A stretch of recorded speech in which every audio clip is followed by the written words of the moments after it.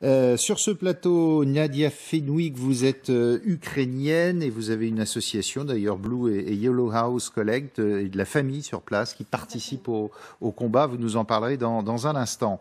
À vos côtés, Gérard Chaliand, vous êtes géopolitologue, spécialiste des relations internationales et stratégiques. Je signale votre dernier livre, Le savoir de la peau, mémoire, aux éditions de l'Archipel, qu'on va peut-être découvrir, on l'espère en tout cas. Pierre Laurent est en face de vous, journaliste, écrivain, spécialiste de l'URSS et du monde post-soviétique et de la Russie. Vous avez sorti L'Ukraine, une histoire entre deux destins aux éditions Bartilla. Et puis le général François Chauvency, qu'on est toujours ravi d'accueillir. Bombardement d'Odessa, général, j'allais dire un grand classique. On bombarde la piste principale de cet aéroport civil, hein, mais qui sert aux militaires. Pourquoi? Pour empêcher toute livraison d'armes, par exemple? Premier temps, oui, effectivement, toute livraison d'armes potentielles, toute arrivée de renforts. Il faut bien voir que l'armée russe aujourd'hui contient une avancée éventuelle des forces ukrainiennes venant de l'ouest, pouvant aller se rendre vers l'est. Peut-être une tentative de reconquête de la Crimée, mais bon, peut-être très illusoire la date d'aujourd'hui. Donc déjà, c'est contourné, empêché, pardon. Ensuite, c'est aussi détruire toutes les infrastructures dont on parle d'ailleurs depuis plusieurs semaines, tout ce qui est voie ferrée, tout ce qui est aéroport. Et puis c'est peut-être aussi mettre la pression sur les différentes villes ukrainiennes pour dire nous sommes toujours là, la guerre elle est toujours là, donc on casse, on détruit et on montre qu'on est en train de se battre. Donc la guerre elle est là, donc je dirais c'est presque logique. Gérard Chaliand, c'est une sorte de quoi? De piqûre de rappel, de dire on peut frapper partout, n'importe quand? Bon, d'une part, c'est leur présence, mais d'autre part, c'est la paralysie. C'est-à-dire qu'il s'agit, en somme, de gêner au maximum le regroupement des forces, le transport des forces. Bref, si vous voulez, l'affaire, c'est gêner au maximum les mouvements des troupes ukrainiennes en direction du Donbass, parce que c'est là que va se livrer la bataille essentielle. On est à Odessa, là, on est très loin du Donbass. Odessa, c'est la dernière chose qui soit ukrainienne. En définitive, quand vous regardez où se trouve l'avancée russe, elle est à quelques 50 kilomètres d'Odessa. Non, d'une façon générale, ils veulent frapper l'adversaire de façon à ce qu'ils sachent très bien que regrouper les forces, avancer vers l'endroit où va se dessiner la bataille véritable, c'est-à-dire celle du Donbass, celle qui va de la Crimée jusqu'à Kharkiv, c'est là que vont se passer les choses. Mais Pierre Laurent, ce qu'on ne comprend pas très bien, c'est qu'il y a au début de l'invasion russe, on voyait des dizaines de bateaux militaires soviétiques, russes, devant Odessa. Là, apparemment, ils y sont plus au large d'Odessa et on voit pas très bien ce que font les Russes. Non, je crois qu'au départ, il y avait une volonté d'intimidation. C'est-à-dire, le but était de forcer le gouvernement ukrainien de se rendre, de capituler le plus vite possible, en comptant sur une réaction de la population ukrainienne qui était censée en avoir marre d'un gouvernement corrompu, etc. Ça n'a pas été le cas. Et il est inutile pour les Russes de continuer à déployer une armada devant Odessa, simplement parce que, comme l'a montré l'épisode du croiseur Moskva, c'est dangereux. C'est trop dangereux. Il y a des missiles anti-navires qui peuvent atteindre n'importe quel navire à proximité des côtes de l'Ukraine. Et l'un des éléments principaux de cette attaque contre l'aéroport d'Odessa, c'est, vous avez vu la carte, Odessa se trouve à très peu de distance de la frontière de la Moldavie et de la Roumanie. Or, la Roumanie est un membre de l'OTAN. C'est par la Roumanie que transite une partie de l'aide militaire occidentale de l'OTAN vers l'Ukraine. Et il s'agit pour les Russes d'empêcher cette aide d'arriver par tous les moyens possibles. Des livraisons peut-être par l'aérien, notamment. Oui, bien sûr, par l'aérien, mais également par les routes, par les chemins de fer. C'est pour ça que l'on bombarde, enfin que les Russes bombardent essentiellement les installations ferroviaires, les ponts, etc. Merci à Petro Boukov d'être avec nous. Bonjour en ce dimanche matin. Merci d'être en direct sur LCI. Vous êtes conseiller municipal à Odessa. Qu'en est-il de ce bombardement de la piste principale de l'aéroport? Plus aucun appareil ne peut se poser au moment où nous parlons? Eh bien, regardez, l'aéroport était fermé depuis le 24 février. Il y a eu des premières frappes les premiers jours de la guerre. Maintenant, c'est, d'après ce qu'on a entendu, la piste d'atterrissage qui a été frappée, mais d'après mes connaissances, cette piste d'atterrissage n'était pas utilisée par les militaires, mais cela nous crée un problème car après la fin de la guerre, il faudra reconstruire cette piste d'atterrissage. Vous êtes étonné de cette frappe russe jusqu'à présent? Odessa a été relativement peu touchée.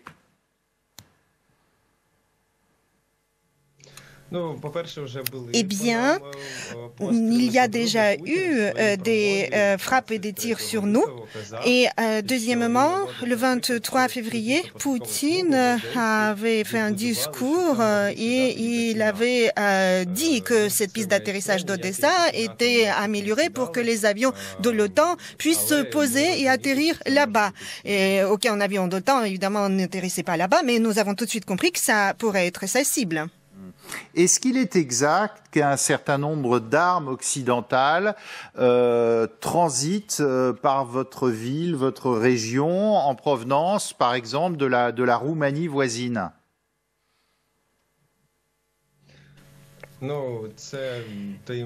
Bien, cela fait partie du secret, mais moi personnellement, je n'ai rien vu de cela. Peut-être, probablement, cela pourrait être logique, mais il y a plusieurs autres possibilités.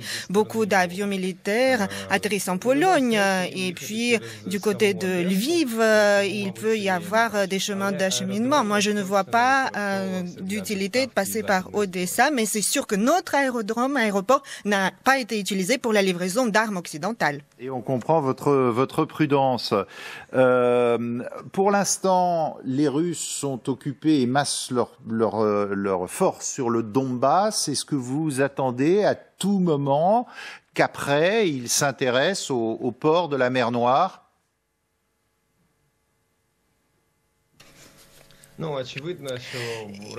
Il est évident que la Russie voudrait prendre Odessa. Les Russes l'ont dit à de nombreuses reprises. Et ils disent à tout le monde qu'Odessa est une ville russe, ce qui n'est pas vrai. Par exemple, un de nos maires précédents était français, de Richelieu. Mais cette tentative de prendre est impossible. Ils avaient promis un assaut général sur le Donbass il y a un mois et nous voyons qu'ils n'ont pris que quelques villages en un mois. Donc à cette vitesse, même s'ils disposent de réserves quelconques, ils mettront des années à arriver jusqu'à Odessa. Moi personnellement, je pense qu'ils n'y arriveront jamais. Je pense que dans quelques mois, la guerre se terminera par notre victoire. Évidemment. D'un mot, dans quel état d'esprit est la population d'Odessa en ce moment? Est-ce que les ravitaillements sont toujours assurés?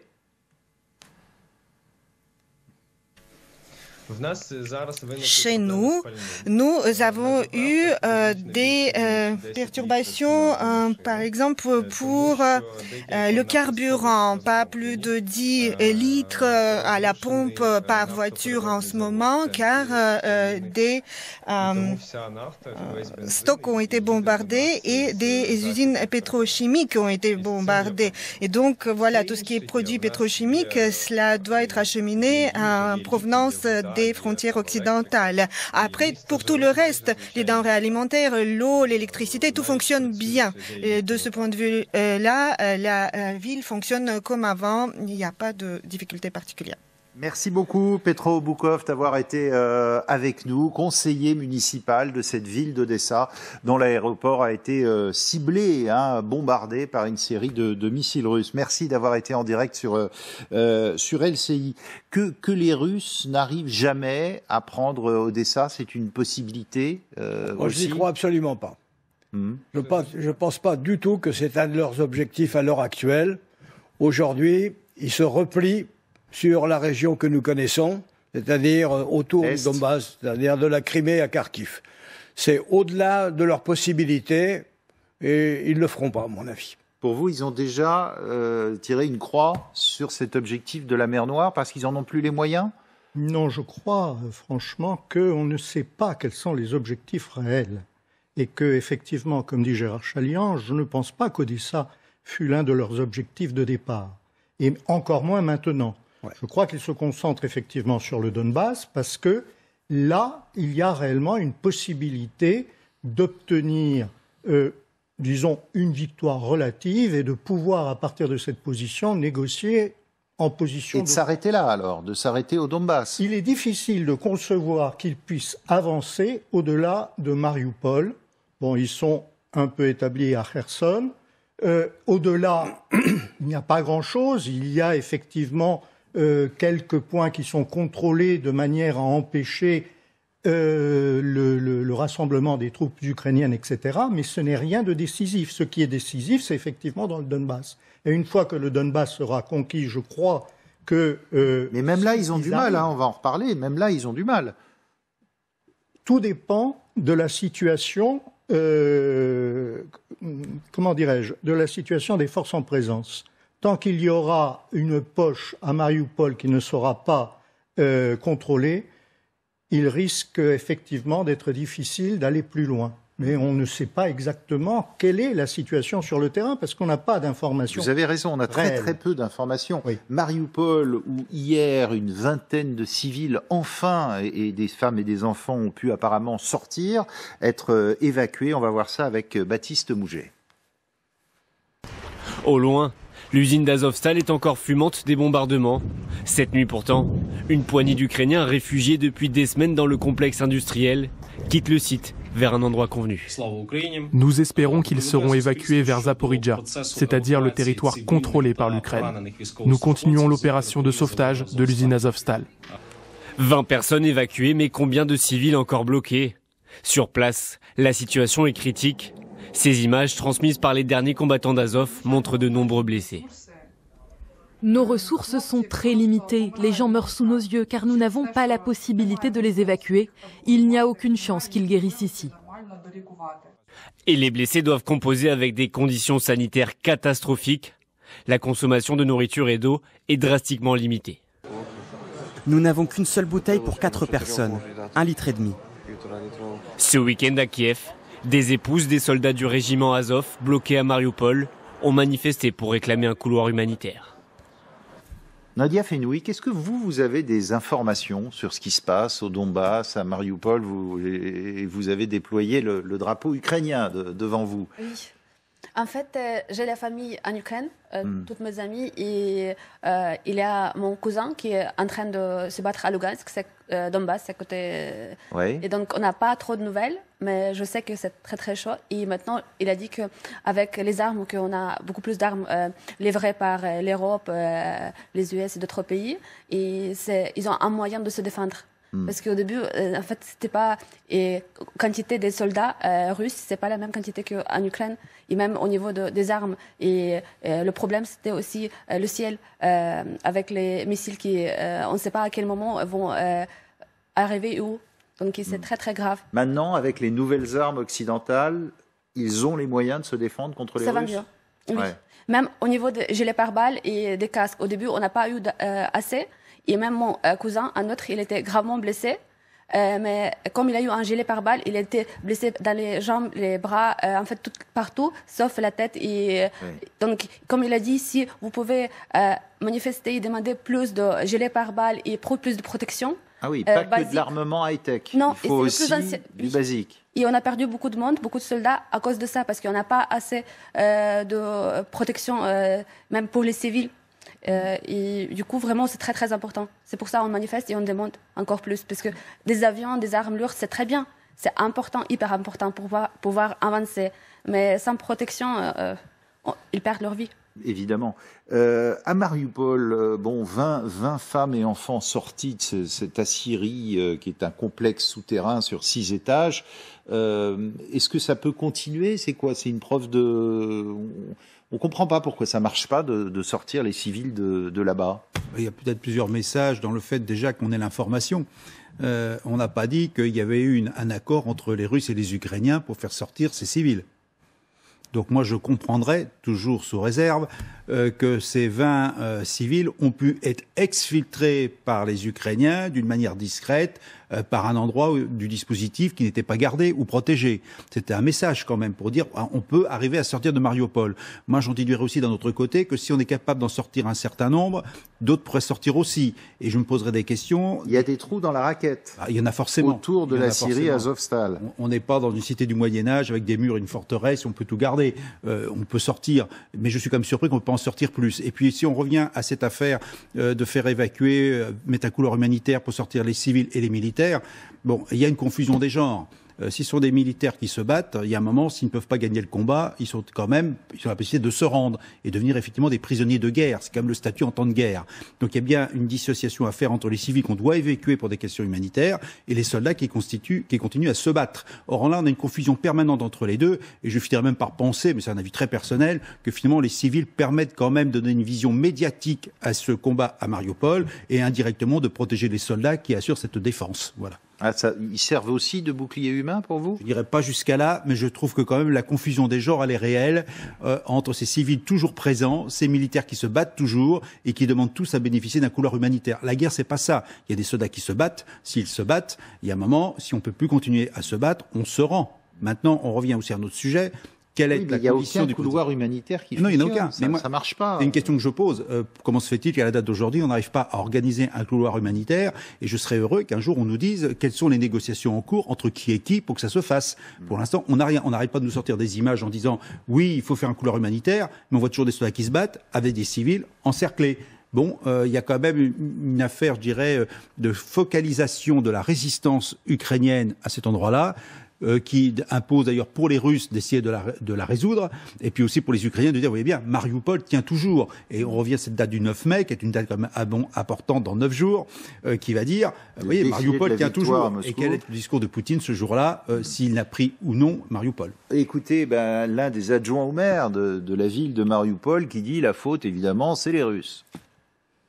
Nous essayons de négocier l'évacuation humanitaire avec le représentant russe, avec participation des dirigeants du monde occidental. Et hélas, en ces 60 jours, ça n'a pas été possible. Nous espérons toujours que cette évacuation un jour sera possible. Et nous allons continuer à parler aux Russes. C'est important pour les Ukrainiens de dire Mariupol tient toujours avec cette affaire. Oui, écoutez, c'est assez simple. Si vous êtes assiégé et que vous avez la chance d'avoir une population civile, vous pouvez faire la preuve que l'autre ne va pas vous écraser parce que ce serait vraiment le bain de sang. Donc, pour les Ukrainiens, les laisser partir, c'est pas facile non plus. Ils servent. S'ils s'en vont, il n'y a plus que les combattants. Ces combattants, on leur fera pas de quartier. Ils vont tous y passer. Donc, ils préfèrent garder les civils aussi longtemps que possible. Voilà ce qui se passe dans la logique militaire. Ouais. Ça n'a rien à voir avec les sentiments. Avant de se quitter rapidement, regardez l'offensive américaine qui a décidé que les Ukrainiens pouvaient gagner, et donc on y va. Nancy Pelosi, en ce moment même, à Kiev, qui rencontre le président Zelensky. C'est pas rien, Nancy Pelosi, c'est la présidente de la Chambre des représentants américaine. Même Hollywood, il va regarder cette image maintenant d'Angelina Jolie, l'actrice, qui elle est où ? Elle est à Lviv et elle rencontre des enfants. On sait qu'elle est très proche des enfants et elle rencontre en ce moment dans la deuxième ville du pays ses enfants. Et puis Joe Biden, hier soir, dîner des correspondants de presse à la Maison Blanche et qui s'est un peu fichu de la tête de Poutine en passant la parole à l'humoriste qui animait ce dîner. Écoutez. C'est la première fois qu'un président participe à ce dîner en 6 ans. C'est compréhensible, nous avons vécu une horrible peste, suivie par 2 ans de Covid. Je m'adresse à Trevor maintenant. Tu as l'occasion de ridiculiser le président des États-Unis et à la différence de Moscou, tu n'iras pas en prison.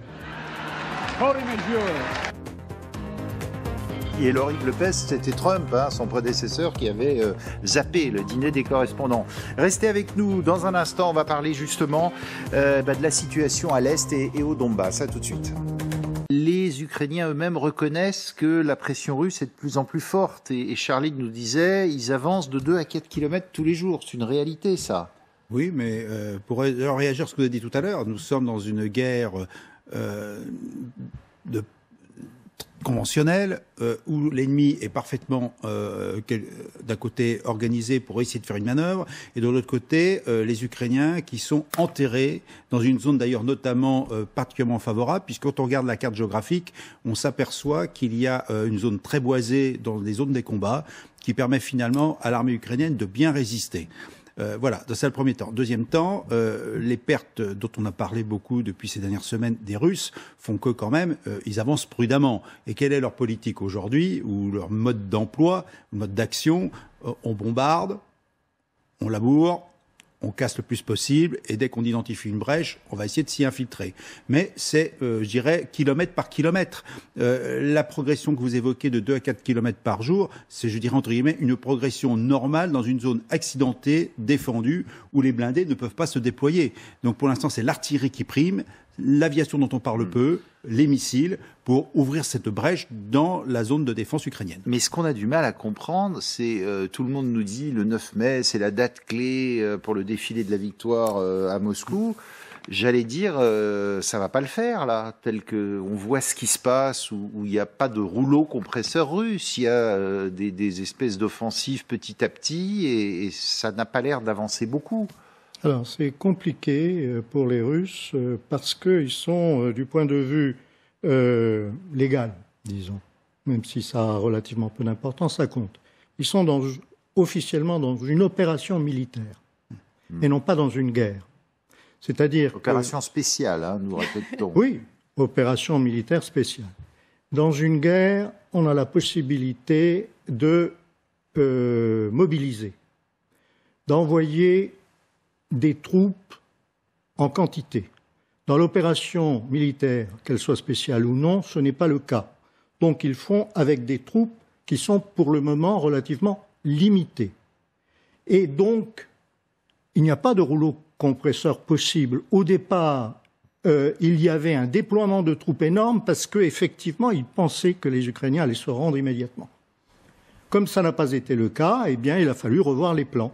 En plus, le fait d'engager beaucoup de chars au départ, pour intimider essentiellement, ils se sont rendus vulnérables aux missiles anti-chars et à la guérilla urbaine, dans les villages, dans les petites villes, etc.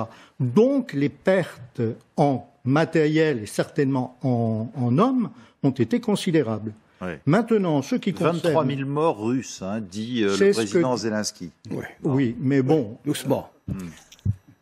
Ouais.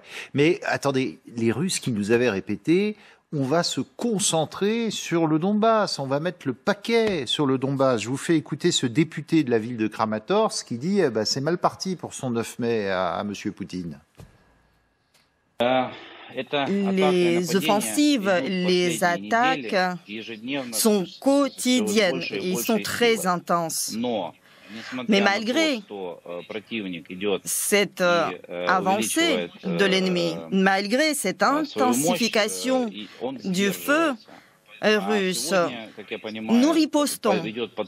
Je sais qu'il y a de plus en plus de troupes ukrainiennes qui sont renforcées, mobilisées, et à mon avis, la date du 9 mai ne doit pas être aussi appréhendée que cela.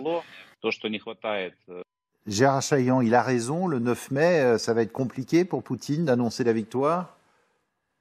Bon, de toute façon, vous savez, dans cette guerre où l'information joue un rôle considérable et où des deux côtés on ment, parce que c'est très important de manipuler l'information, M. Poutine aura certainement les moyens de dire que pour l'instant, ça marche. Oui. Le fin fond de l'affaire, déjà, tous nos objectifs sont réalisés. Hein, le ministre des Affaires étrangères. Oui, pour l'essentiel. Et ce qui compte, c'est de dire que le véritable redéploiement se passe là.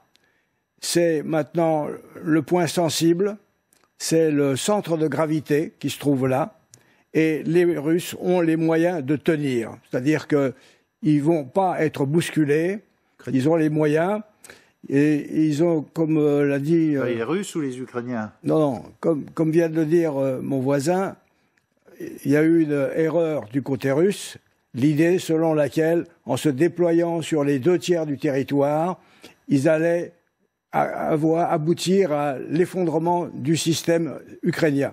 Ils se sont trompés. Maintenant, ils se regroupent, c'est-à-dire qu'ils se mettent dans la partie orientale, et là, ils ont les moyens de tenir. La véritable bataille va se passer là. Alors, le 9, bon, ça reste symbolique, je veux dire. Ce qui compte, c'est qu'est-ce qui va se passer dans les semaines à venir. C'est ça qui compte. Oui, le 9 mai, c'est un objectif, excusez-moi, mais c'est un objectif occidental. Oui. Les Russes n'ont jamais parlé de 9 mai, de la victoire, etc. Et il y a une sorte de légende autour du 9 mai en tant que date limite. Ça n'a jamais été une date limite. C'est peut-être un élément au contraire. C'est un scénario que se sont fait les Occidentaux. Je crois qu'il y a eu une auto-intoxication qui a été véhiculée par des personnages très importants, notamment en France. Mais pour les Russes, le 9 mai, c'est pratiquement, d'une certaine manière, ce serait, si les combats continuent, et ils continueront, ce serait peut-être l'équivalent du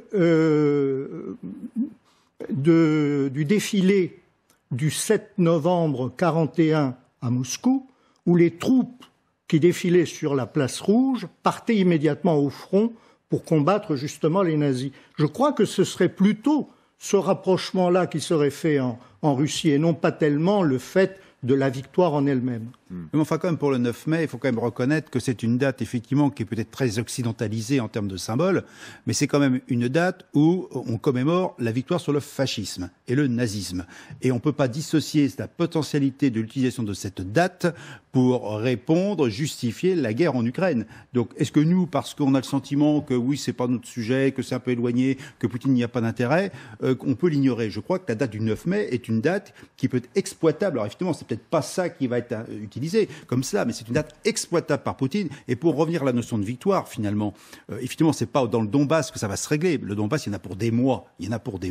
Vu l'état civil. En revanche, on est toujours sur le cas de Mariupol, qui reste quand même une zone symbolique. Et je pense que une hypothèse est qu'on valide la victoire, entre guillemets, russe en Ukraine uniquement par Mariupol, qui est quand même annoncé depuis une semaine comme étant tombé, même s'il y a une poche de résistante. Et maintenant, le reste, alors là, c'est là les hypothèses. Est-ce que ça va pas être l'opportunité de dire il faut mobiliser la nation russe pour continuer le combat, pour dénazifier l'Ukraine, renforcer les moyens. Je crois que sur les médias ukrainiens, Et puis je crois que dans les médias ukrainiens, on évoque aussi le prétexte de cette date-là pour appeler à la mobilisation, ce que vous venez d'évoquer finalement. Pas assez de troupes, ramener des conscrits, et puis j'irai même encore plus loin, faire de l'effort militaire russe, le transformer en effort de guerre économique pour soutenir justement la victoire de la Russie en Ukraine dans le long terme.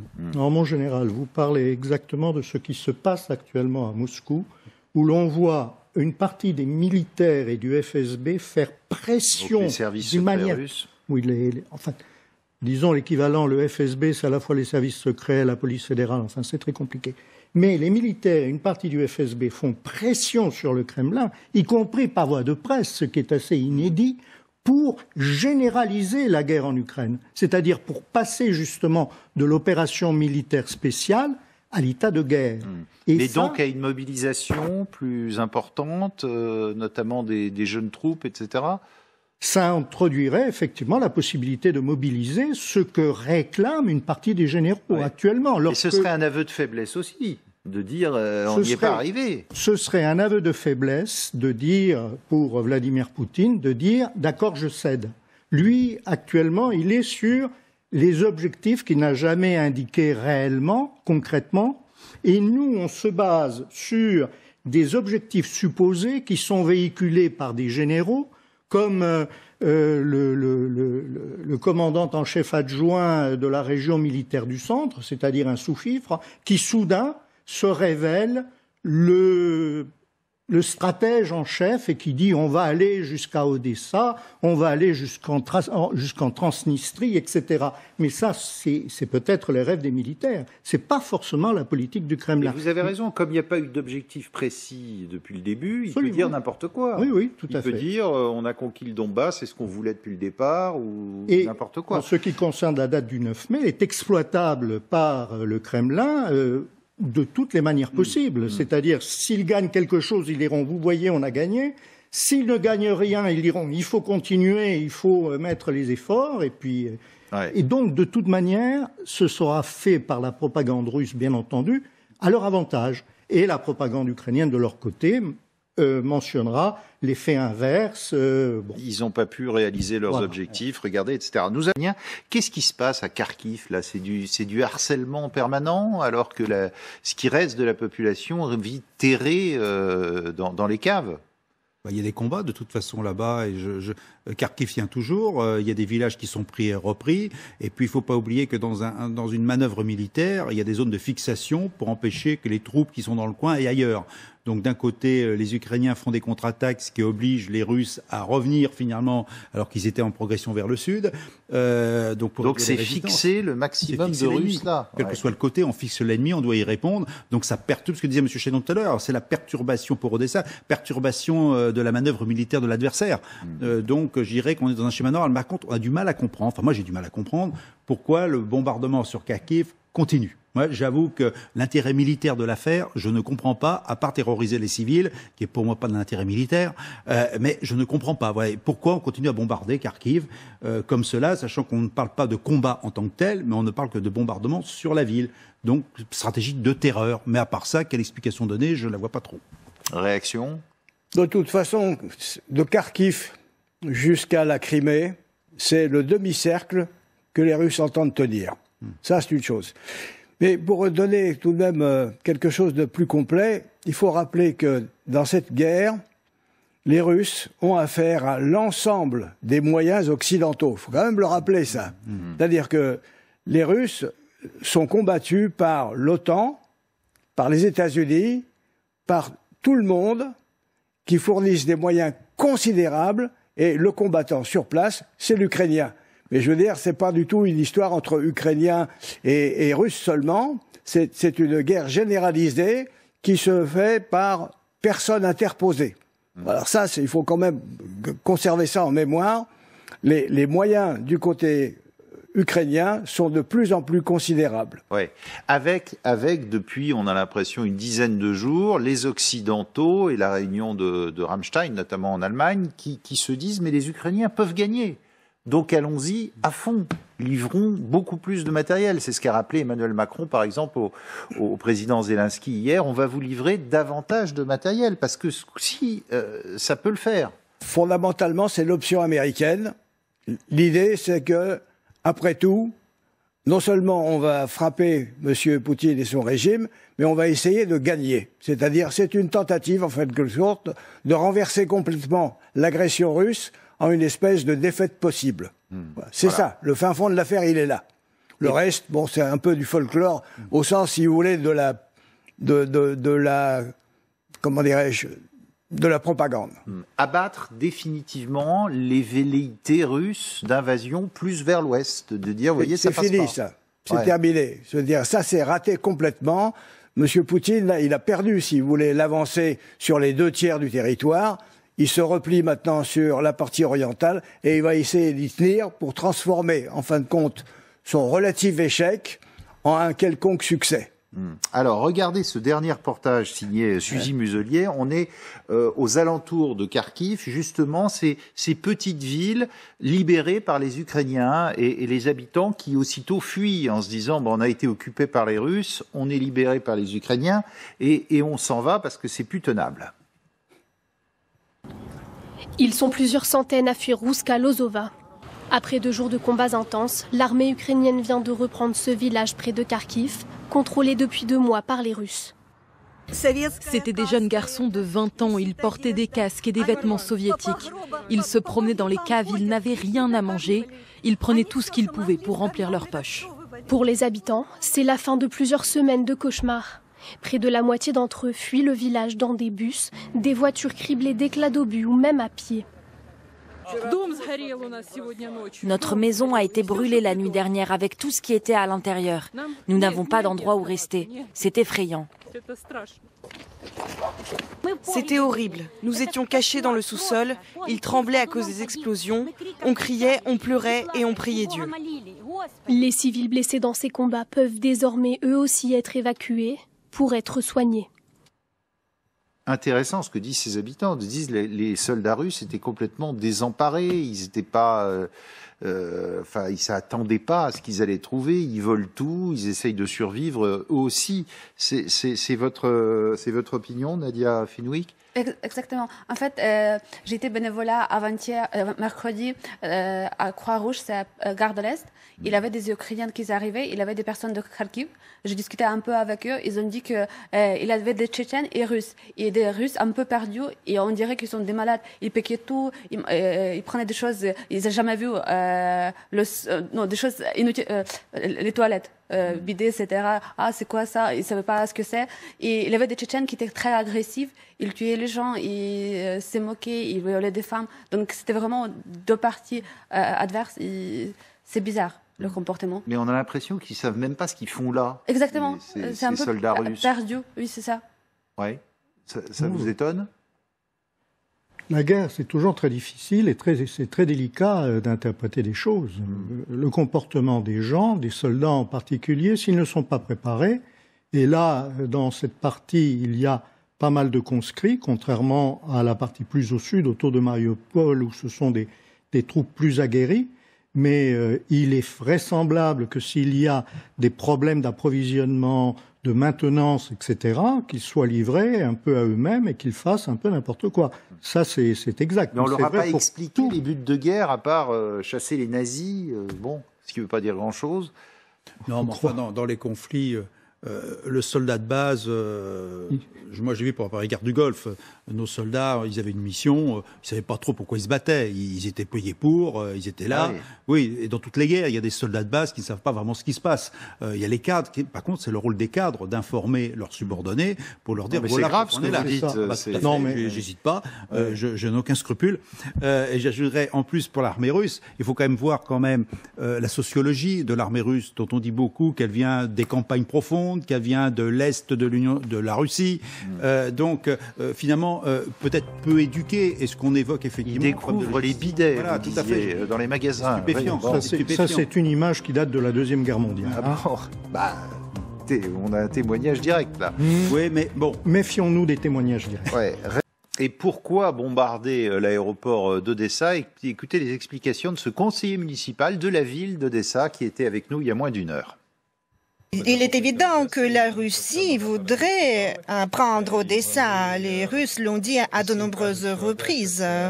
Et ils disent à tout le monde qu'Odessa est une ville russe, ce qui n'est pas vrai. Cette tentative de prendre est impossible. Ils avaient promis un assaut général sur le Donbass il y a un mois et nous voyons qu'ils n'ont pris que quelques villages en un mois. Donc à cette vitesse, même s'ils disposent de réserves quelconques, ils mettront des années à arriver jusqu'à Odessa. Moi, personnellement, je pense qu'ils n'y arriveront jamais. Je pense que dans quelques mois, la guerre se terminera par notre victoire. Bon, évidemment, il est dans sa logique, ce conseiller municipal d'Odessa, mais il a raison quand il dit qu'Odessa n'est plus vraiment un but de guerre russe. Ils ont abandonné cette idée? Personnellement, oui. Je pense qu'au début, c'était un but potentiel, de ce qu'on peut deviner. Que l'armée ukrainienne, l'armée ukrainienne d'abord s'est bien battue, que l'armée russe effectivement, elle avait des appétits énormes pour conquérir l'Ukraine, d'après ce qu'on a vu, qu'elle s'est maintenant reconcentrée autour de la région utile pour un but stratégique qui est le Donbass et le sud finalement de l'Ukraine. Maintenant aller jusqu'à Odessa, ça pose problème. Bon, maintenant il y a un autre point dont on évoque peu, c'est que quelque chose que j'ai découvert il n'y a pas longtemps. La Crimée est dépendante en eau de l'Ukraine. Et pas loin d'Odessa, vous avez un super barrage qui a été construit justement par les Ukrainiens qui mettait l'Ukraine sous dépendance eau. Et c'est dans la zone maintenant occupée par les Russes. Et je pense qu'aller jusqu'à Odessa n'est plus intéressant, mais en revanche, protéger cet approvisionnement en eau de la Crimée est essentiel dans cette région-là. Voilà. Donc on a une raison stratégique que les Russes restent là, et aller jusqu'à Odessa, ça leur coûterait terriblement cher, à mon avis, en hommes et en moyens. Et aujourd'hui, ils ont bien montré qu'ils n'étaient pas capables, effectivement, de conquérir que quelques villages. Mais je reviens sur une autre réflexion, que ce qui vient d'être évoqué par le conseiller ou par quelqu'un d'autre juste avant, sur ces quelques villages qu'on peut saisir. Je ne crois plus qu'on soit dans la logique de conquérir les villages. On est dans une guerre d'attrition. Je pense qu'à un moment donné, il y a une attrition. On détruit le plus possible de matériel militaire et de personnel humain. C'est-à-dire qu'en fait, on a évoqué la Deuxième Guerre mondiale ou la Première, effectivement, on est dans une lutte où, par l'artillerie, par les moyens utilisés, le village, on s'en fiche, ça n'a aucune importance aujourd'hui. Maintenant, il faut casser ce qu'il y a en face le plus possible, c'est-à-dire qu'on est dans cette guerre d'attrition d'user les moyens militaires de l'autre. C'est ce que les Ukrainiens ont voulu faire pour les Russes, et c'est un peu ce que disent les Américains, c'est ce qu'on va le faire aux Russes, très bien. Mais maintenant, les Russes font, à mon avis, la même chose, c'est pour ça qu'ils rasent tous les villages. C'est pas les civils qui visent, c'est que partout où il y a un soldat ukrainien, partout où il y a un matériel ukrainien, il doit être écrasé, et c'est comme ça qu'on avancera. Mais ça risque de durer très longtemps, ce conflit, du coup. D'accord avec ça ? Oui, je suis assez d'accord. Que ça dure très longtemps, ça dépend quel est l'objectif final. Si l'objectif final est très limité, on peut l'atteindre en quelques semaines. Si c'est un objectif beaucoup plus vaste, alors là, oui, la guerre peut durer des mois ou des années, oui. Bon, place au direct, si vous le voulez bien. Nous sommes aussi le 1er mai et nous retournons en France. Pourquoi ? Parce que le Rassemblement national, en ce 1er mai, c'est traditionnel, dépose une gerbe sur la statue de Jeanne d'Arc. On écoute Jordan Bardella. Quelques années plus tard, donc c'est un beau symbole. On voit bien la comparaison que vous faites, la métaphore, et pourtant Marine Le Pen n'est pas là aujourd'hui. Non, elle n'est pas là, ça ne vous aura pas échappé qu'elle sort d'une campagne présidentielle qui a été éprouvante et qui l'a menée à rassembler près de 13 millions de voix, donc elle se prépare dès maintenant à cette bataille des élections législatives, et je suis venu dire aux Français que le scrutin n'est pas terminé, qu'il y a un troisième tour. Ce troisième tour, ce sont les élections législatives, et qu'il serait invraisemblable aujourd'hui de laisser les pleins pouvoirs à Emmanuel Macron. Donc moi, j'appelle les Français à la responsabilité, et je les appelle surtout à aller voter, parce qu'en vérité, le projet de saccage social qu'a porté Emmanuel Macron n'est pas une fatalité. On peut encore éviter la retraite à 65 ans, on peut encore conjurer l'explosion des taxes sur les carburants, sur l'énergie, on peut encore décider de reprendre le contrôle en matière d'immigration, mais pour cela, il faut aller voter. Il faut faire entrer un maximum de députés patriotes à l'Assemblée nationale. Nous sommes aujourd'hui la première force d'opposition, et 13 millions de voix, c'est un socle solide, je crois, pour envisager l'avenir. Donc tout commence. Voilà, Jordan Bardella, le président par intérim du Rassemblement national, qui est allé déposer cette gerbe au pied d'une des statues de Jeanne d'Arc, parce qu'il y en a plusieurs à Paris.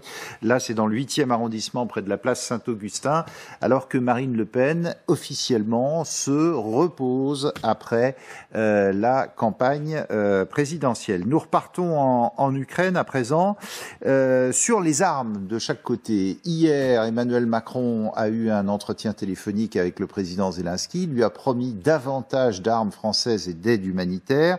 Zelensky l'a remercié, on va le voir dans un tweet.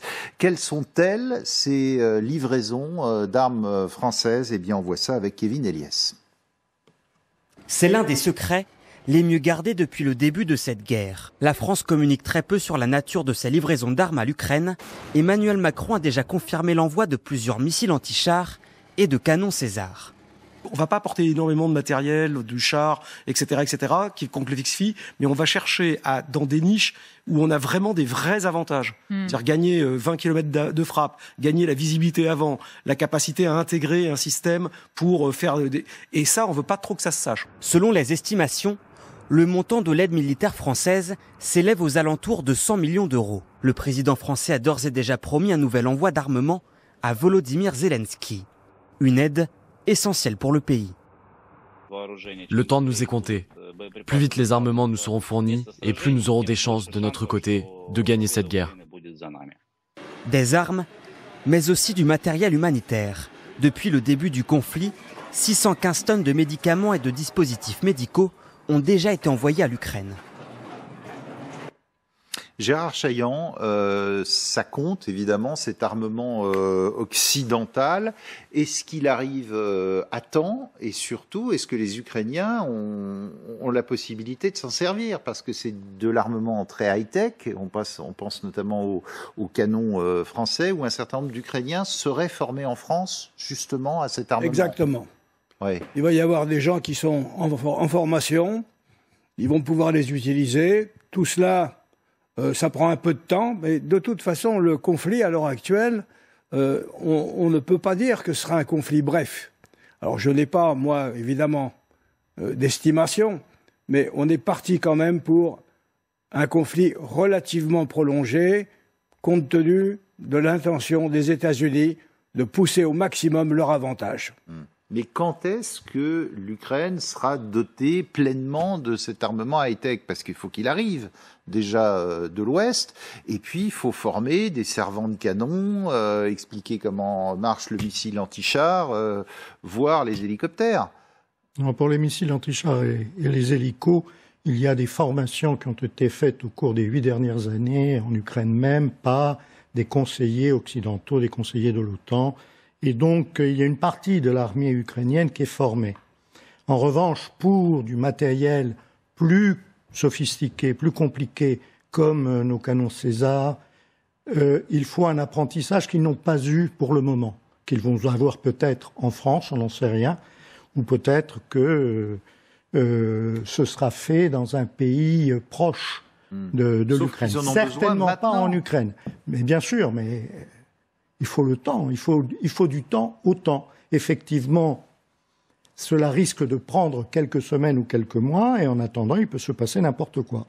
Bonjour Michel Polacco, merci d'être avec nous. Vous êtes expert en aéronautique et en question de défense. Est-ce que tout ce matériel high-tech qui va arriver à temps et être opérationnel à temps? C'est la question un peu que tout le monde se pose.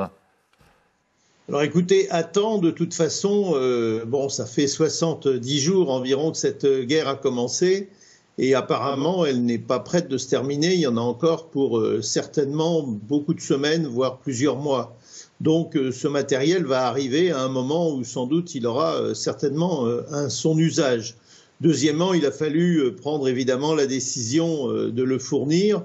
Et il n'était pas évident au début des opérations que des pays comme la France, par exemple, accepteraient l'idée de fournir du matériel aussi sophistiqué que le sont les canons César. Vous connaissez ces appareils dont vous parliez à l'instant. Ce sont des canons d'une très grande agilité qui ont cet immense avantage, c'est que si les Ukrainiens deviennent en mesure de les utiliser, il est peu probable que les Russes, malgré leurs appareils, leur système sophistiqué de détection de départ de tir, soient capables de les détruire. Vous savez que le canon César peut se déplacer en moins de 2 minutes après un tir, que les systèmes satellites et de détection de départ de feu mettent au minimum 2 minutes pour arriver à localiser et à envoyer l'information à des contre-feux. Donc ça veut dire que les canons César sont quasiment indestructibles, en tout cas par des moyens relativement classiques. Donc oui, tout ce matériel va certainement arriver à temps pour servir, et je dirais que les Français, comme d'ailleurs les Américains pour leurs armements, les Anglais, les Allemands, etc., sont tous très curieux de voir ces matériaux à l'épreuve du feu, puisque jusque maintenant, ils n'ont été utilisés que contre des forces qui étaient des forces beaucoup moins sophistiquées que ne le sont les forces russes. Vous êtes en train de nous dire qu'en quelque sorte, on mène une guerre par procuration, nous l'Occident, avec les Russes, là. C'est ce qu'on essaye de vous dire aussi, nous. Évidemment qu'on mène une guerre par procuration. On a simplement juste décidé qu'officiellement, il n'y aurait pas de troupes et de forces, ni d'avions, d'hélicoptères, etc., dans l'espace aérien ou sur le sol ukrainien. Mais en dehors de ça, on fournit des informations absolument capitales aux Ukrainiens en termes de surveillance du ciel, en termes de surveillance du sol, grâce à des avions qui contournent l'Ukraine, enfin qui volent à proximité de l'Ukraine, grâce à des drones et beaucoup grâce à des satellites. Et puis on forme des Ukrainiens à utiliser des matériels terrestres ou anti-aériens ou anti-blindés qui sont de plus en plus sophistiqués. Et évidemment, d'ailleurs, nos industriels comme nos armées ont la curiosité de voir ce qui se passe face à une armée puissante comme l'est l'armée russe. C'est terrain d'essai pour les armes high-tech. Dernière question. Comme malheureusement toutes les guerres, vous savez. Dernière question. Les Américains, semble-t-il, pourraient redonner des hélicoptères aux Ukrainiens. Est-ce que là aussi, on essaye de redoter d'une capacité aérienne quand même l'armée ukrainienne? Alors c'est beaucoup plus difficile, si vous voulez, pour les Ukrainiens d'utiliser des hélicoptères ou des avions, parce que la Russie a quand même la possibilité, si elle le souhaite, d'avoir la maîtrise du ciel ukrainien. Donc d'ailleurs, les Russes en ont fait, évidemment, en ont pâti, puisque les Ukrainiens ont réussi avec des missiles portables à détruire pas mal d'avions et pas mal d'hélicoptères, mais peu probable que les Ukrainiens puissent vraiment utiliser des avions ou des hélicoptères, sauf dans les zones où ils sont véritablement maîtres de leur sol et de leur ciel.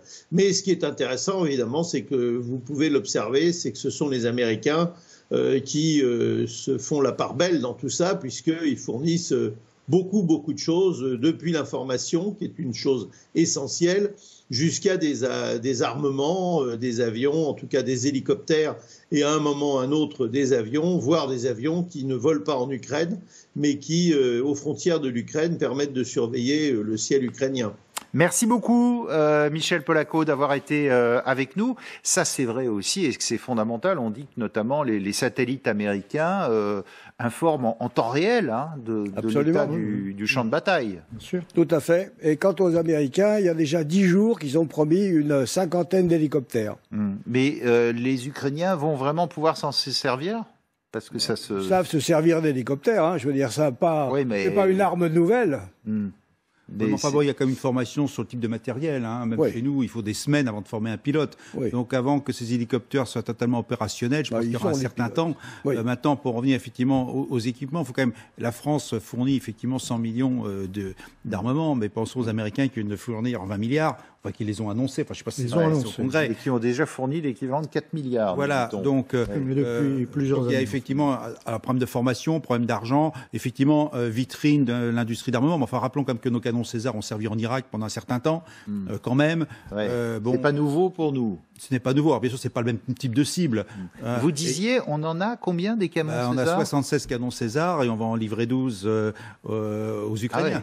Donc c'est quand même énorme. On a moins de 300 pièces d'artillerie en France par rapport à ce que je disais tout à l'heure, à 1800 pièces chez les Ukrainiens et 4600, 4500 chez les Russes. Donc par contre, ils sont peut-être un peu plus performants, mais enfin bon, à un moment, l'aspect d'échantillon ne suffit pas à gagner une bataille. Comme vous y alliez. Kadi Adoum-Douas nous a rejoint. Parlez-nous de cet armement français. En quoi consiste-t-il, Kadi ?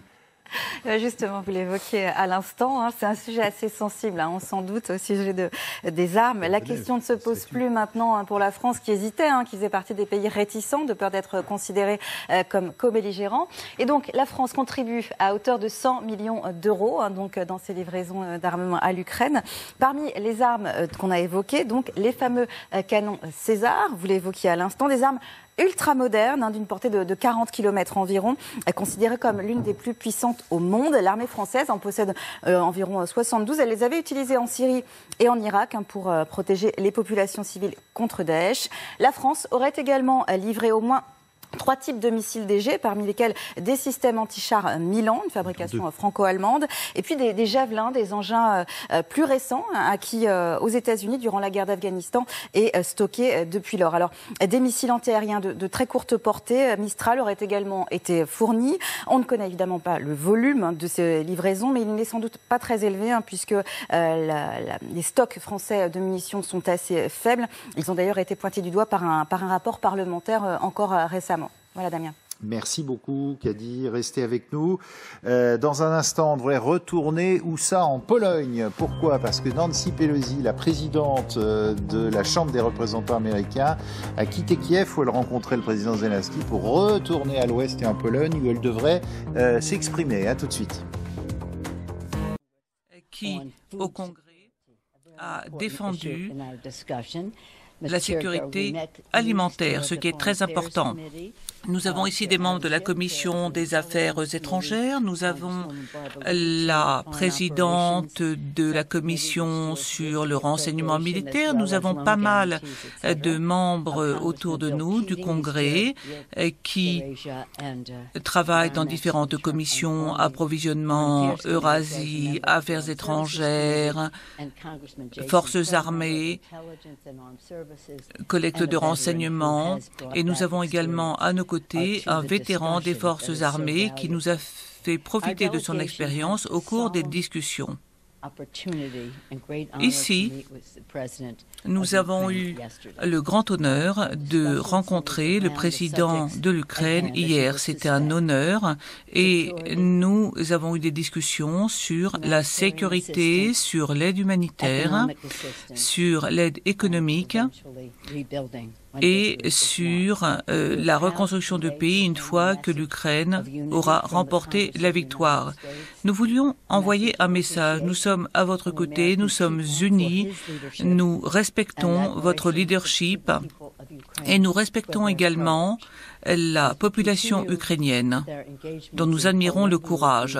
Nous allons nous rendre en Pologne pour parler au gouvernement polonais de l'accueil des réfugiés ukrainiens et nous allons discuter avec nos collègues polonais pour savoir ce qu'il faut faire en plus par rapport à ce que nous faisons déjà. Et nous parlerons également des points que nous avons eu l'occasion d'adresser avec le président Zelensky. Je dois vous dire que nous sommes venus emplis de tristesse, mais je crois que maintenant nous savons beaucoup plus ce dont les Ukrainiens ont besoin et nous comprenons très très bien l'engagement, l'implication de tous ceux qui participent au combat. Et nous, de notre côté, allons accélérer nos travaux législatifs, notamment sur l'initiative prise par le président Biden. Nous sommes fiers de notre président qui a été lui-même à la tête de la Commission des Affaires étrangères de notre Parlement. Nous avons également une expérience en matière de lutte contre l'oppression, l'autocratie, et le président Biden, dans son rôle actuel et lorsqu'il était vice-président, a eu l'occasion de travailler notamment avec nos alliés au sein de l'OTAN.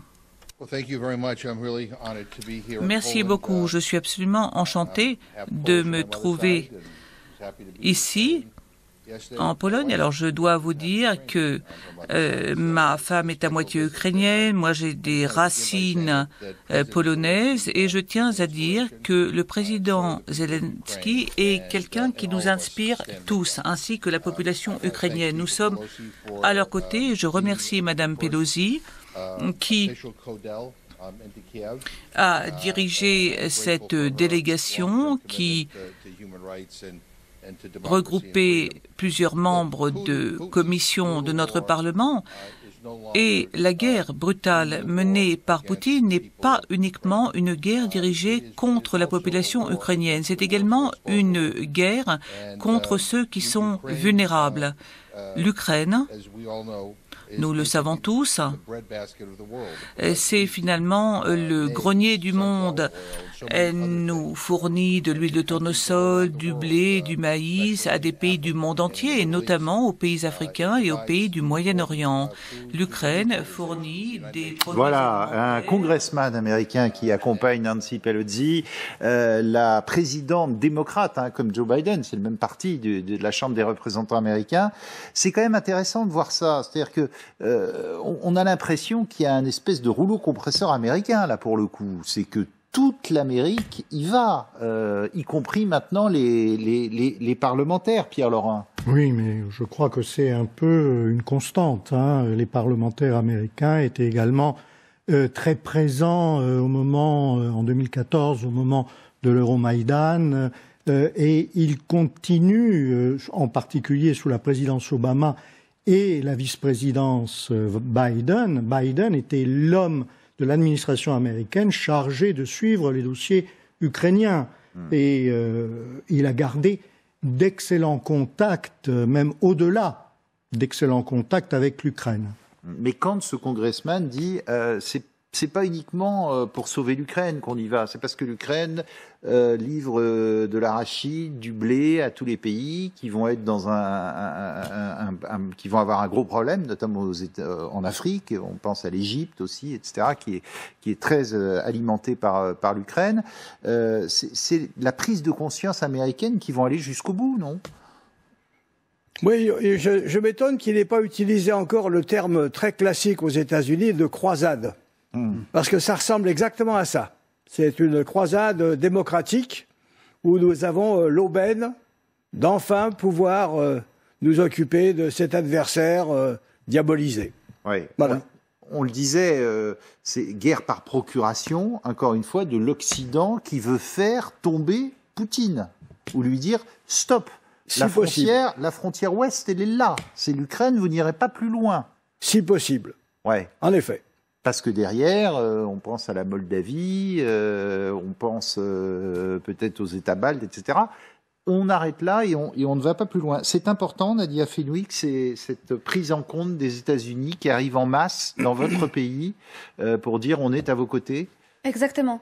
Parce que je pense qu'ils ont enfin réalisé qu'il ne va jamais s'arrêter à l'Ukraine. Et si l'Ukraine va tomber, il va aller plus loin, beaucoup plus loin. Et maintenant, il faut nous aider. Et c'est triste que ça se passe sur notre territoire et on perd beaucoup de vies.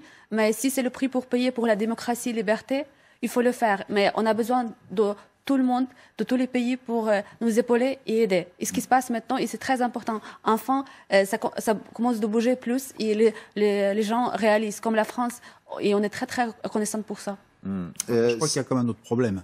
C'est que oui, on va défendre les démocraties, notamment européennes. Mais je crois que le message américain aussi, c'est pas uniquement vers l'Europe, c'est aussi vers l'Asie. Car aujourd'hui, tous les États un petit peu autoritaires qui se réveillent ou qui s'affirment ont quand même quelques appétits, quelques tendances à vouloir dire reconquérir par la force ce qu'ils voudraient avoir. Si on prend l'exemple de Taïwan, dont il faut bien parler, la Chine regarde aujourd'hui, elle observe ce qui se passe, et surtout d'autres États dans d'autres coins. Et maintenant, l'Amérique se dit que si elle ne traite pas correctement les choses en Europe, qu'est-ce qui va se passer ailleurs alors que c'est sa priorité géopolitique? Voilà. Et puis ça rappelle aussi aux Européens qu'ils ont une responsabilité dans la défense de leur territoire et qu'indirectement, il serait peut-être temps qu'ils se consacrent le budget nécessaire à assurer leur propre sécurité. On est toujours sous parapluie américain et on s'en rend compte là. Oui, c'est vrai, mais justement, on l'a bien voulu, et notamment, pas la France d'ailleurs, remarquons-le, d'autres États, notamment l'Allemagne. Donc je crois aussi ce qui se passe aujourd'hui, c'est un certain bouleversement des rapports de force et de l'usage du rapport de force dans le monde. Ça ne veut pas dire qu'il n'y aura pas d'autres guerres. Ça veut dire aussi, comme vous l'avez dit très justement, qu'on agit par intermédiaire. Mais ça fait quelques années qu'on agit par intermédiaire, y compris les Américains. Qu'est-ce qu'ils ont fait en Afghanistan? Qu'est-ce qu'ils ont fait en Irak? Ils avaient des supplétifs, des mercenaires ou des sociétés militaires privées qui ont assuré près de 50% des effectifs.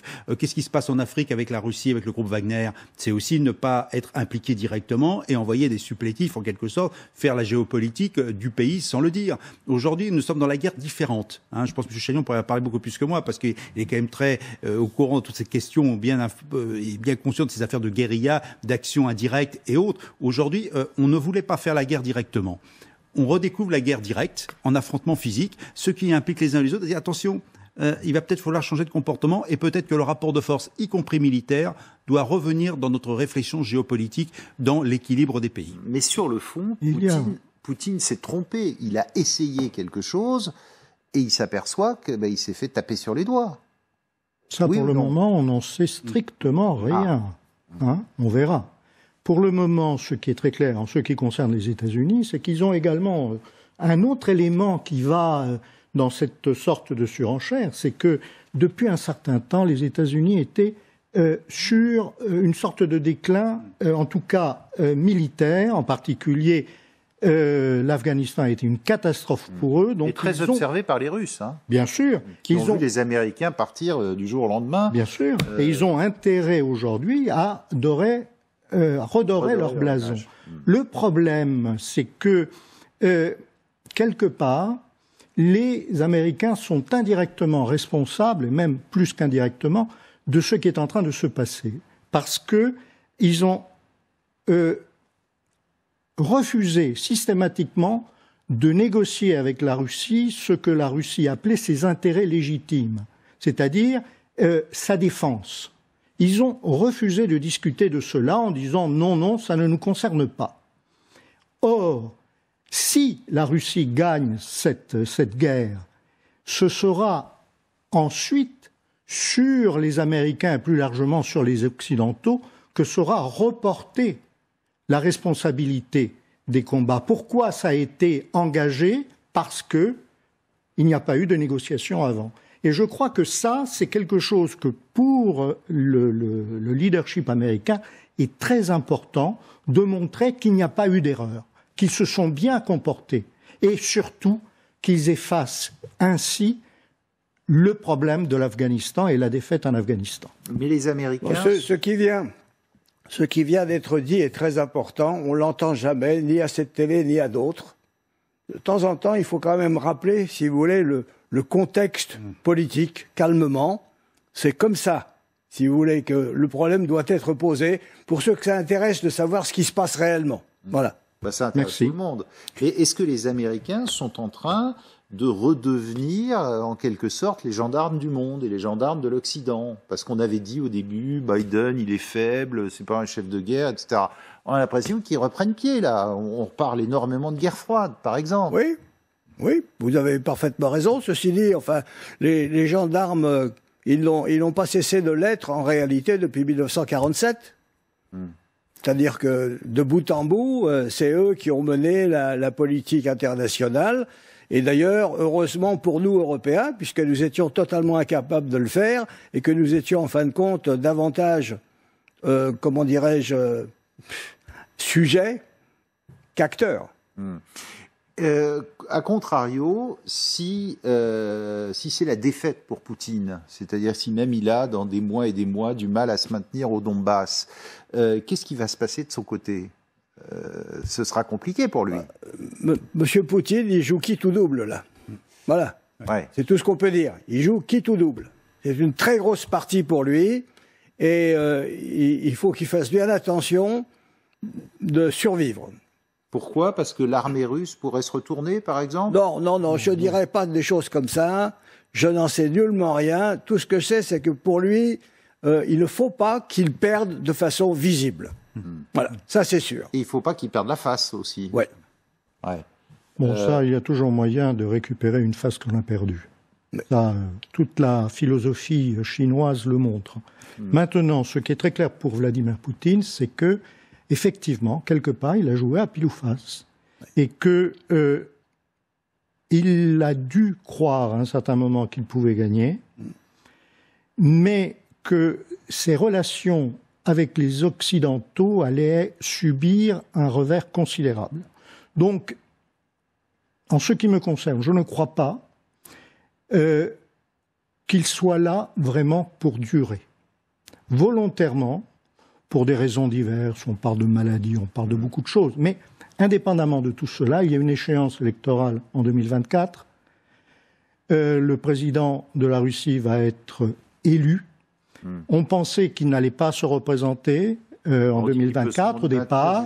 Ensuite, il a fait changer la Constitution pour pouvoir effectivement avoir la possibilité de se présenter, comme il l'a dit. Mais son but, et il l'a dit également, c'était d'empêcher une querelle de succession d'arriver tout de suite. Donc, le temps de préparer un successeur. Je me demande si actuellement il n'est pas dans cette optique de dire je nettoie le problème ukrainien, le problème du Donbass, j'arrête cette guerre qui dure depuis 2014, je remplis mon rôle et ensuite je laisse à mon successeur le soin de réparer les pots cassés. Ça pourrait être une explication. Ouais. Avec toujours cette chose compliquée, qu'est-ce qui se passe dans la tête de Vladimir Poutine? Absolument, et ça personne ne peut le savoir. C'est mon interprétation personnelle, ce n'est basé que sur une sorte d'intuition. Restez avec nous, deux images à vous montrer. D'abord, l'évacuation du site de Mariupol par une vingtaine de civils hier soir. Une vingtaine de femmes et d'enfants qui ont réussi à sortir de cette usine géante d'Azovstal où se sont réfugiés un certain nombre de militaires et de civils, une vingtaine qui ont réussi à sortir. On vient d'avoir voir ici les images. On se retrouve dans un instant pour parler de quoi? Eh bien, de l'état de l'armement, et notamment côté russe et côté occidental. Qu'en est-il et est-ce que l'Occident peut remporter avec l'Ukraine la bataille? À tout de suite. 11h40 en ce dimanche matin sur LCI. Regardez cette dernière image de la nuit avec l'évacuation des civils de Mariupol. Alors des civils, 20 femmes et enfants, hein, ça va pas plus loin que ça, mais c'est déjà un premier pas quand on sait que tout ce qui avait été essayé avant avait échoué. Nadia Fenwick, vous qui êtes ukrainienne, est-ce qu'on sait combien il y a encore de civils dans cette usine Azovstal de Mariupol? Il y a des différents chiffres, on ne sait pas vraiment combien, mais je pense qu'il y en a beaucoup, parce que le territoire d'Azovstal est énorme, donc on ne peut pas donner des vrais chiffres. Comme le gouvernement le dit. Donc, ouais. Mais je pense qu'il y en a beaucoup encore. Regardez la situation dans cette usine souterraine d'Azovstal. On le rappelle, 6 étages sous terre et toute une population à la fois civile et militaire qui reste là. On voit ça tout de suite. Allons-y. Au loin, l'usine d'Azovstal est encore fumante des bombardements. Cette nuit pourtant, une poignée d'Ukrainiens réfugiés depuis des semaines dans le complexe industriel quitte le site vers un endroit convenu. Nous espérons qu'ils seront évacués vers Zaporijia, c'est-à-dire le territoire contrôlé par l'Ukraine. Nous continuons l'opération de sauvetage de l'usine Azovstal. 20 personnes évacuées, mais combien de civils encore bloqués? Sur place, la situation est critique. Ces images transmises par les derniers combattants d'Azov montrent de nombreux blessés. Nos ressources sont très limitées. Les gens meurent sous nos yeux car nous n'avons pas la possibilité de les évacuer.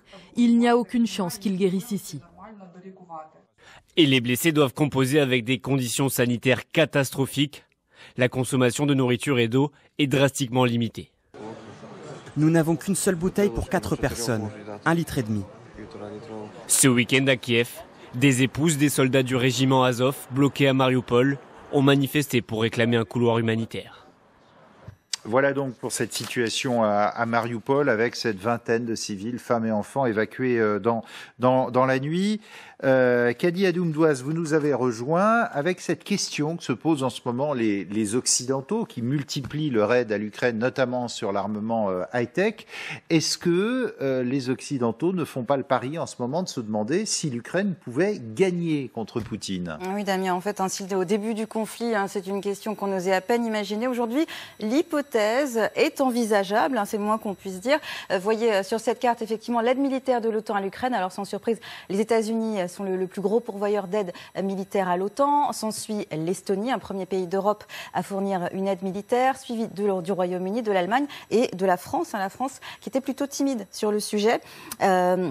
On assiste à un tournant de cette guerre puisque l'OTAN livrait au début des armes défensives. On le voit sur cette carte, des équipements de protection, il y avait des munitions de défense, des armes anti-chars. Aujourd'hui, clairement, on est sur des armes offensives, des obusiers, des chars, des véhicules blindés et même des hélicoptères. Les forces semblent s'équilibrer, Damien, à tel point que, vous le voyez, certains experts disent que l'Ukraine dispose désormais d'un volume d'équipement au moins équivalent à celui de l'armée française et de quasiment tous les modèles de blindés.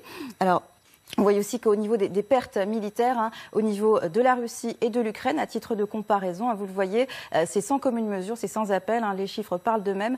Beaucoup de véhicules détruits, des véhicules endommagés, abandonnés, qui ont effectivement pu donner l'impression que l'armée russe n'était pas si efficace que ce qu'on craignait, en tout cas au début de cette invasion en Ukraine.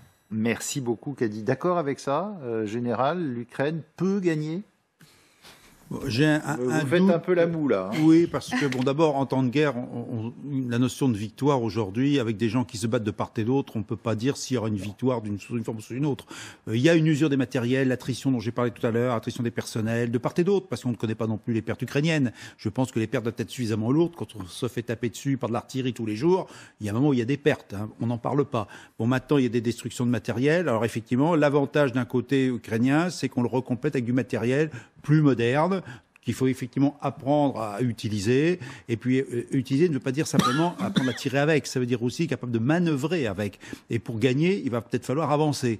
Je ne vois pas aujourd'hui, pas avant plusieurs mois, une armée ukrainienne capable de faire une contre-attaque, non pas une section, une compagnie sur un village, mais sur un large front de plusieurs kilomètres pour attaquer et combattre l'armée russe. Voilà, aujourd'hui je ne le vois pas.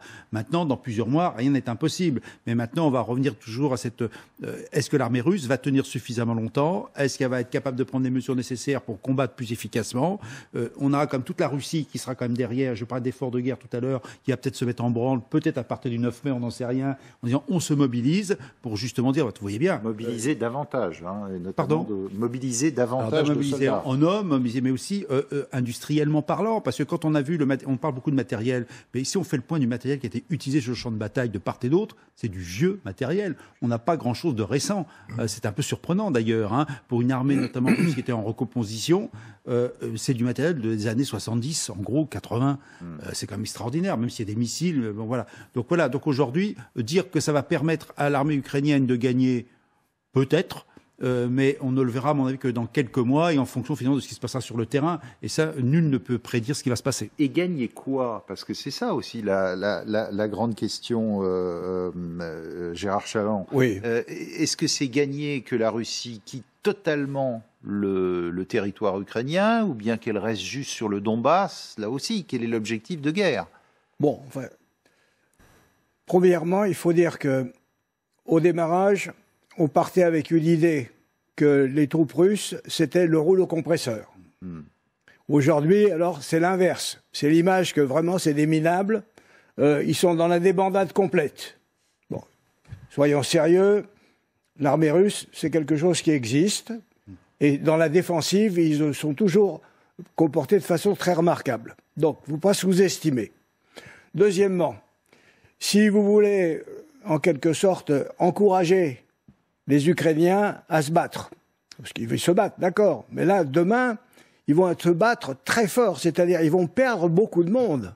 C'est-à-dire que, en réalité, si vous voulez, que vous l'avez dit tout à l'heure, il y a une guerre par procuration, c'est-à-dire je te donne du matériel et va te battre mon garçon, et je te dis, tu vas peut-être gagner. Bon, ça me donne un certain courage. Mais ce qui va se passer, c'est que nous allons beaucoup mourir également.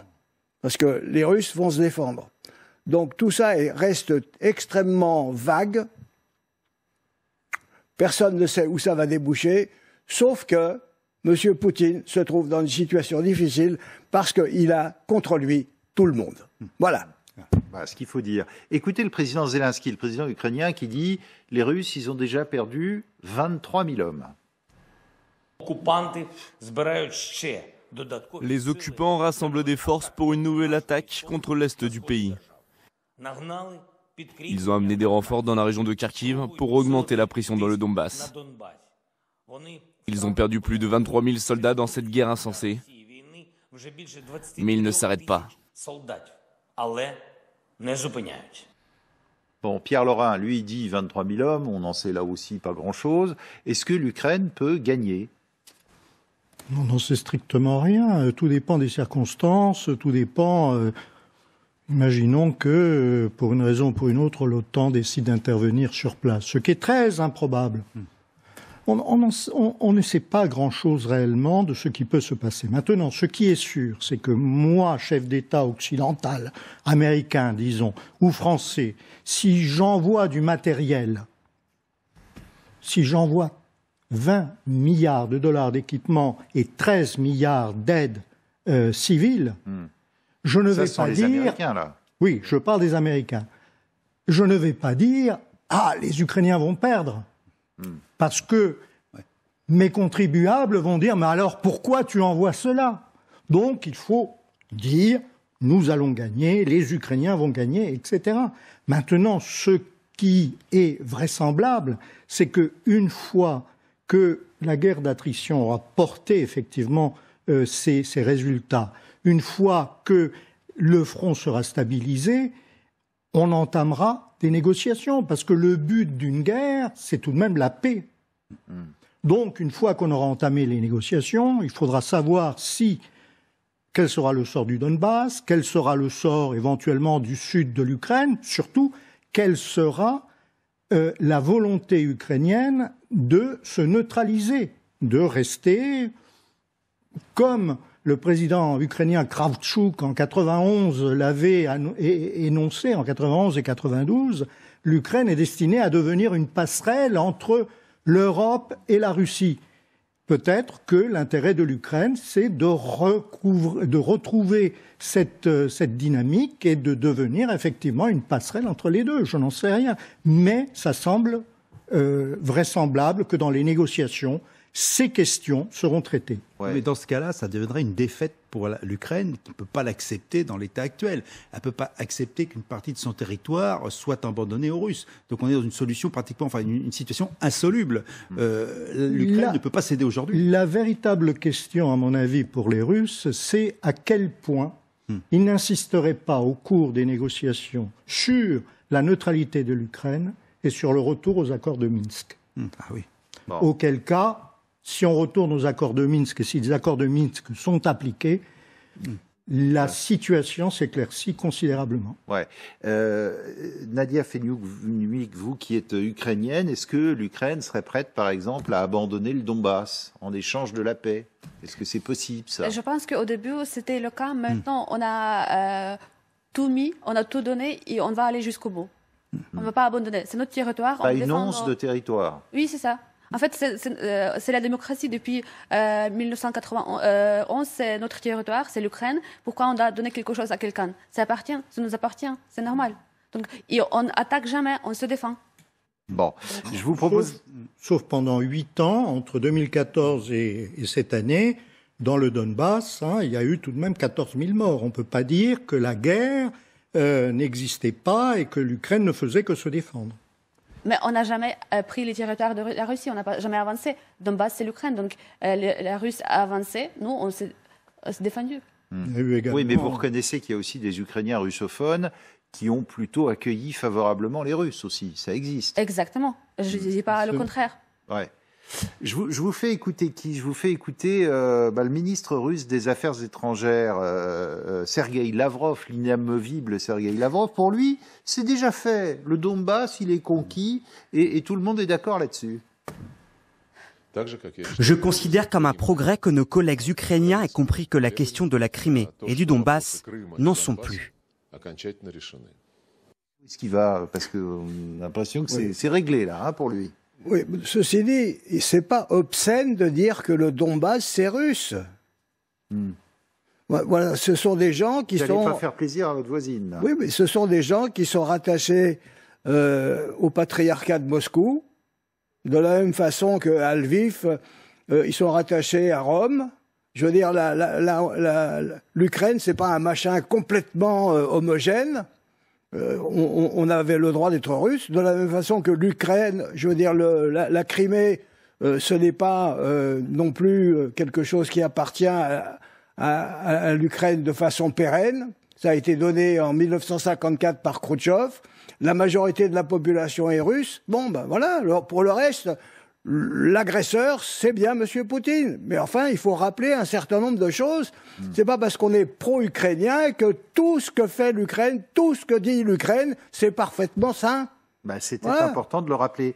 Dans la tête de Vladimir Poutine, lui, comment raisonne-t-il? Eh bien, on va rejoindre Lise Romboudoul, qui est en ce moment à Moscou. La stratégie russe actuelle, ce sont des avancées lentes mais régulières sur tout le front du Donbass, c'est-à-dire sur plus de 300 km de front, il faut le répéter, avec un objectif désormais qui est très clair, c'est d'éviter les pertes en hommes. Parce que Moscou ne peut plus se le permettre. La population russe finirait peut-être par s'interroger sur son soutien à cette opération, ce qui n'est pas encore le cas pour le moment. Alors le président Poutine, lui, l'a précisé cette semaine, cette opération va se poursuivre et il ira jusqu'au bout, il l'a dit, c'est-à-dire jusqu'à la conquête du Donbass dans sa totalité. Voilà, Liseron Boudoul qui est à Moscou, et c'est important d'écouter les points de vue des deux côtés. Et c'est vrai aussi que la population russe, à force de voir revenir des sacs avec des soldats à l'intérieur, et les mères de soldats doivent aussi se poser beaucoup de questions. Merci beaucoup d'avoir participé à ce débat en ce dimanche matin sur LCI. Dans un instant, la politique. Vous avez rendez-vous avec le grand jury RTL LCI Le Figaro. Invité